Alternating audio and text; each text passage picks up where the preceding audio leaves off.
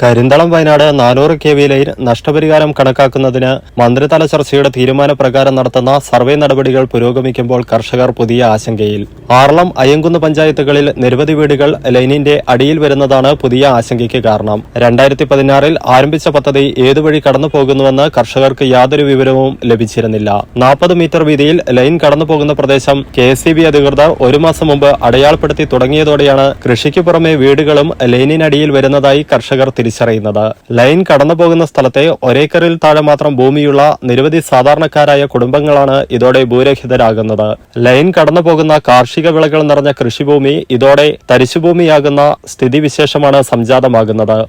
മലയോര പഞ്ചായത്തിലൂടെ കടന്നുപോകുന്ന കരിന്തളം വയനാട് ലൈനുമായി ബന്ധപ്പെട്ട് സാധാരണക്കാരായിട്ടുള്ള ഈ പ്രദേശത്തെ ആളുകൾ ഉന്നയിച്ചിട്ടുള്ള ആശങ്കകളും അവർക്കുണ്ടാകുന്ന നഷ്ടത്തെ സംബന്ധിച്ച് അവരുന്നയിച്ചിട്ടുള്ള സംശയങ്ങളുമൊക്കെ എത്രമാത്രം ഗൗരവമുള്ളതാണ് എന്നുള്ളത് ഈ കഴിഞ്ഞ ദിവസം ഇതുമായി ബന്ധപ്പെട്ട് KSEBയുടെ ആളുകൾ ഈ ലൈൻ കടന്നു പോകുന്ന സ്ഥലത്തെ മരങ്ങൾ ഉൾപ്പെടുന്ന സാധനങ്ങളുടെയൊക്കെ അളവെടുക്കാനും അതിൻ്റെ കണക്കെടുക്കാനും വന്നപ്പോഴാണ് ഇതുവരെയും കൃത്യമായ ഒരു വ്യക്തതയില്ലായിരുന്നു ഇതിലെയാണ് ഇത് കടന്നു പോകുന്നത് എന്നതിനെ സംബന്ധിച്ച് കൈവശ ഭൂമിയുടെ ഉടമകൾക്കുണ്ടായിരുന്ന അവ്യക്തത ഏകദേശം മാറി കിട്ടിയിട്ടുണ്ട്. പക്ഷേ അത് കഴിയുമ്പോൾ നമുക്കറിയാം ഇവിടെ നിരവധി വീടുകളുടെ മുകളിലൂടെയാണ് ഈ ലൈൻ കടന്നു പോകുന്നത്.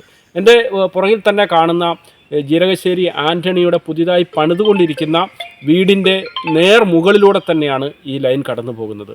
ഒരേക്കറും ചില്ലറ സ്ഥലം മാത്രമുള്ള ആ വ്യക്തിയുടെ ബാക്കി ഒരു വീട് വെക്കാനുള്ള ആകെ ഉണ്ടായിരുന്ന സ്ഥലമാണ് വീട് വെച്ചു. പക്ഷേ ഈ ലൈൻ കടന്നു പോകുമ്പോൾ ഉണ്ടാകാവുന്ന പ്രത്യാഘാതങ്ങൾ എത്രമാത്രം വലുതാണ്, ഗൗരവമുള്ളതാണെന്ന് നമുക്ക് ചിന്തിക്കാൻ പോലും കഴിയുന്നില്ല.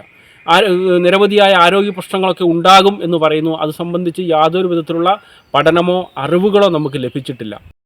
ഇതാണ് ജീരകശ്ശേരി ആൻ്റണി. അതിൻ്റെ വീടിൻ്റെ മേളിൽ കൂടെയാണ് ഈ ലൈൻ കടന്നു പോകുന്നത്.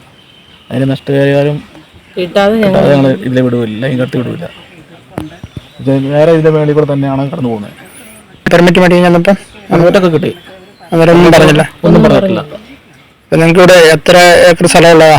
140 ഉള്ളു. ഇനി ഒരു 10 സെന്റ് കഷ്ടിച്ചേ ഉള്ളൂ. എത്ര ഉണ്ട്? ബാക്കി മുഴുവൻ പോകും. ഇവിടെ തുടങ്ങി പുഴ വരെ. ഇത് ലോൺ എടുത്ത് പണിയുന്ന വീടാണ്? ലോൺ എടുത്ത് പണിയുന്നു. ലോൺ എടുത്ത് പണിയുമ്പോൾ അതിന്റെ ബാങ്കിനും പ്രശ്നമൊന്നും പറഞ്ഞില്ല? അങ്ങനെ ഒന്നും പറഞ്ഞിട്ടില്ല. ഇവര് ഉദ്യോഗസ്ഥർ വന്നിട്ട് എന്താ പറയുന്നത്? അവർ താമസിച്ചോളാൻ അങ്ങനെയൊക്കെയാണ് പറയുന്നത്. പക്ഷേ നമുക്ക് അവർ നേരൊന്നും ക്ലിയർ ആയിട്ടൊന്നും പറയുന്നില്ല. അവരൊന്ന് പറയുമ്പോൾ വേറെ രീതി, ഓരോ ദിവസം വരുമ്പോൾ വേറെ ഓരോ തട്ടിപ്പും കൊണ്ടാണ് വരുന്നത്. ഒന്നും നേരമായിട്ടൊന്നും പറയുന്നില്ല എന്ന് പറയുന്നത്. നാളെ പറയുന്നത് ഓരോ ഉദ്യോഗസ്ഥന്മാർ ഓരോ ദിവസം മാറി അപ്പോൾ ഓരോ ദിവസം അവർ വേറെ രീതി പറഞ്ഞ് നമ്മൾ കബളിപ്പിക്കുക. അതേസമയം ആറളത്ത് 7 അയ്യങ്കുന്നിൽ 3-ലധികം വീടുകൾക്കുമാണ് ഭീഷണി ഉണ്ടാകുന്നത്. ആറളം കൃഷിഫാമിൽ നിന്നും ആറളം പഞ്ചായത്തിലെ വട്ടപ്പറമ്പിൽ കൃഷിഭൂമിയിലൂടെ കടന്നുപോകുന്ന ലൈൻ ജീരകശ്ശേരിയിൽ ആൻഡോ, ജോസഫ് തോമസ്, ഇമ്മാനുവൽ എന്നീ 4 പേരുടെ കൃഷിഭൂമിക്കും വീടിനു മുകളിലൂടെയാണ് കടന്നു പോകുന്നത്. പഞ്ചായത്തിൽ നിന്നും പെർമിറ്റ് എടുത്ത് നിർമ്മിക്കുന്ന ആൻഡോയുടെ പുതിയ വീടിനു മുകളിലൂടെയാണ് ലൈൻ കടന്നു പോകുന്നത്. ജോസഫിന്റെ വീടിന്റെ ഒരു ഭാഗവും തോമസിന്റെ കാർപോർച്ചും ഇമ്മാനുവലിന്റെ തൊഴുത്തും 40 മീറ്ററിനുള്ളിൽ വരുന്നതാണ്. ഒരേക്കർ 40 സെന്റ് ഭൂമിയുണ്ടായിരുന്ന ആൻഡോയ്ക്ക് ലൈൻ കടന്നുപോയാൽ ശേഷം അവശേഷിക്കുന്നത് 30 സെന്റ് സ്ഥലം മാത്രമായിരിക്കും. തെങ്ങും റബ്ബറും ഉൾപ്പെടെ ആൻഡോയുടെ കൃഷികൾ പൂർണ്ണമായും നശിക്കും. അതേ അവസ്ഥ തന്നെയാണ് ജോസഫിനും. ഒരേക്കർ 10 സെന്റ് സ്ഥലത്തിൽ അവശേഷിക്കുക 20 സെന്റ് ഭൂമിയായിരിക്കും. 200ഓളം റബ്ബറും 20-ലധികം തെങ്ങും ഉൾപ്പെടെ കൃഷിഭൂമിയിലെ വരുമാനം മുഴുവൻ ഇല്ലാതായാൽ തങ്ങൾ എങ്ങനെ ജീവിക്കുമെന്ന ആശങ്കയിലാണ് ജനങ്ങൾ. ആറളം പഞ്ചായത്തിലെ നെടുമുണ്ടയിലാണ് മറ്റ് 4 വീടുകൾ. എടൂർ കീഴ്പള്ളി റോഡിൽ ലക്ഷങ്ങൾ വിലമതിക്കുന്ന പുതുപ്പള്ളി ബെന്നിയുടെ വീടിന് മുകളിലൂടെയാണ് ലൈൻ കടന്നു പോകുന്നത്. കൂടാതെ മാറാമറ്റത്തിൽ രതീഷ്, സുമതി, ഉള്ളാട്ടാനിക്കൽ രവീന്ദ്രൻ എന്നിവരുടെ വീടിന് മുകളിലൂടെയും ലൈൻ കടന്നു പോകുന്നുണ്ട്.